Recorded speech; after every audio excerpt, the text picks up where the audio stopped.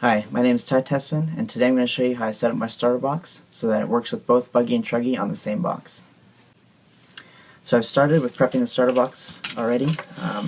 As you can see, I've wired it all up, got it all ready to go with motors in the right position. So then I'm going to start with the truggy first. I'm going to fix that on there. And as you can see, there's no motors in either of the cars. I like to do that so I can have a better view of the hole in the chassis, so I can really get it perfect and not be guessing. Okay, so the first thing I'm going to do is line it up in the hole where the wheel is. Line it perfectly centered. Push down just so you can see, make sure it's perfectly in line. And then second, I'm going to take a Sharpie and mark. I'm going to do the back first just because it's easy and you can see it. I'm just going to draw a line on the starter box where the chassis sits. So when I take the car off, I'll be able to see kind of a print of where the chassis was.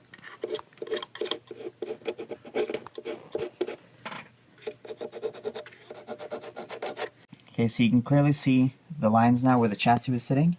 So then I'll put the posts so they line up with the line, so then when the chassis is on, they'll be all lined up. So as you can see, I've put the posts in, tried to get them as much in line with the felt pen lines as I could.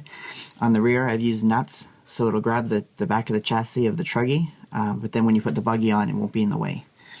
I'll show you that a little bit later when you do the buggy. So I'll put the truck on the starter box. The front fits good. The hole is still, or the wheel is still inside the center of the hole, but it does move around a bit in the back. So I'm going to adjust that screw. It might take a few times for you to get this right, especially if you're the first time doing it. It's just a little bit of trial and error involved, but then you want to make sure it's perfect. Okay, so I've adjusted the back one a couple times just to get it nice and tight on the chassis, so when you're in a panic or something, when you set the truck on, it goes in, doesn't move around, it's centered in the hole, so it really holds the truck steady, and it's pretty much, it's just going to line up when you put it on. So that's for the truggy. It's set up good now. I'm going to go over the buggy and show you the reason I use the screws in the back. Okay, so I've done the same procedure on the back for the buggy, a little bit narrower for the chassis. I've used the felt pen and then put short nuts this time on. So I'm going to put the buggy on, and I'll always put the front end in first and the back end down, and then when we push down you can feel it's very solid in the back. And then the reason I have the nuts cut off is so when you put the truggy on, it will still grab on the taller outside screws. This way, when you have the nuts in the back, when you're putting the car on, you don't have anything snag in the rear arms. It's really just kind of an issue on buggy. Truggy has there's a big gap between where these posts are in the arms. So for buggy, it's just a little bit more convenient to use the screws. This way you can use both buggy and truggy on the same starter box, which saves on money, saves travel, weight, and stuff like that.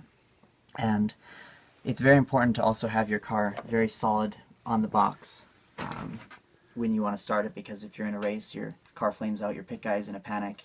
It's nice to have your car just to slap on the starter box and be able to start it without him moving it around, fumbling with it. So it's going to save your pit guy a lot of grief. It's going to save you time on the track if something bad happens, and it's just going to be overall a better experience. So that's my video for setting up a starter box, and thanks for watching.